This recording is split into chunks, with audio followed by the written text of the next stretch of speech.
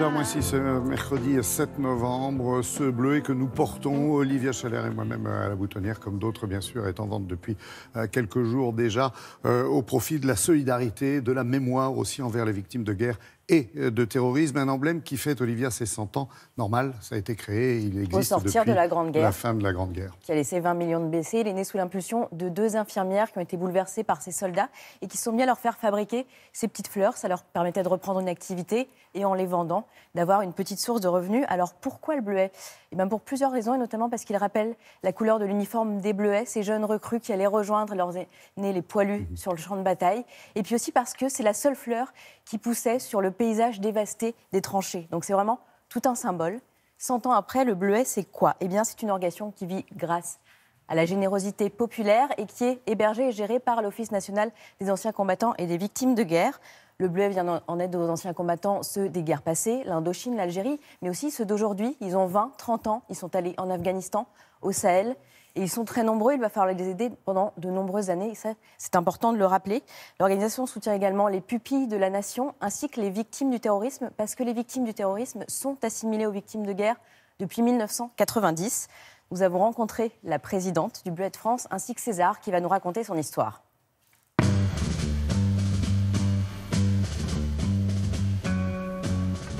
L'humain est au cœur de notre action et depuis toujours. Nos pupilles, nos blessés, aiment être ensemble, aiment échanger. Donc avec le Bleuet de France, nous soutenons et nous finançons des projets de résilience collective. Ils ont besoin de se réunir, ils ont besoin d'échanger leur vécu et de s'entraider. Et ce qui est formidable avec eux, c'est qu'en plus, ils viennent me voir pour me dire qu'ils veulent s'engager pour aider ceux qui, peut-être demain, seront dans cette difficulté.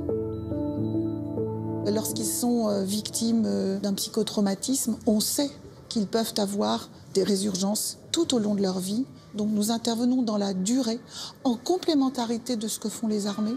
C'est un travail de lien social. Je vais évidemment parler de civisme, citoyenneté. Oui, mais en fait, c'est surtout créer des liens entre les hommes de façon à remonter toutes les difficultés, et particulièrement ces drames quand ils surgissent dans une famille. Je suis parti sur ma première mission en 2012 dans le Sahel.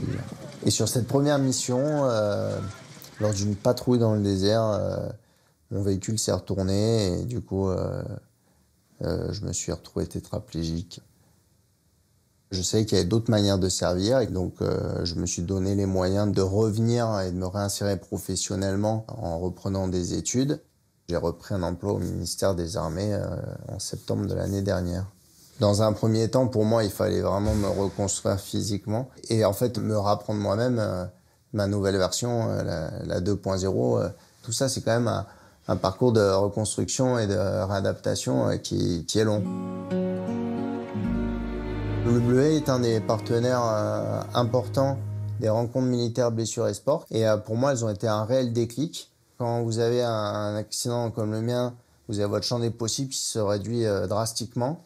Et le fait d'avoir pu tirer à la carabine laser et de me rendre compte que ça marchait et qu'en fait les fondamentaux du tir restaient les mêmes, et je me suis rendu compte qu'en fait on pouvait refaire les choses. Je me suis mis au tir à la carabine à plomb et à la fin de l'année il y avait les championnats de France de la Fédération des clubs de la défense et pour arriver dans les meilleures conditions, le Bleuet m'a acheté une bonne carabine de tir et ce qui m'a permis de pouvoir remporter la médaille d'or. Bravo. Sur 2 concurrents.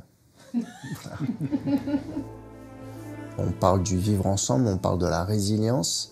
Pour moi, le Bleuet de France, c'est le vivre ensemble.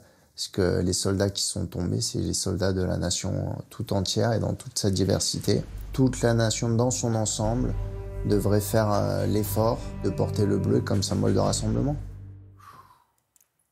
C'est vrai qu'on n'a pas forcément cette tradition en France de porter le bleuet. Par exemple, au Royaume-Uni, le poppy, le coquelicot, à cette période de l'année, tout le monde le porte.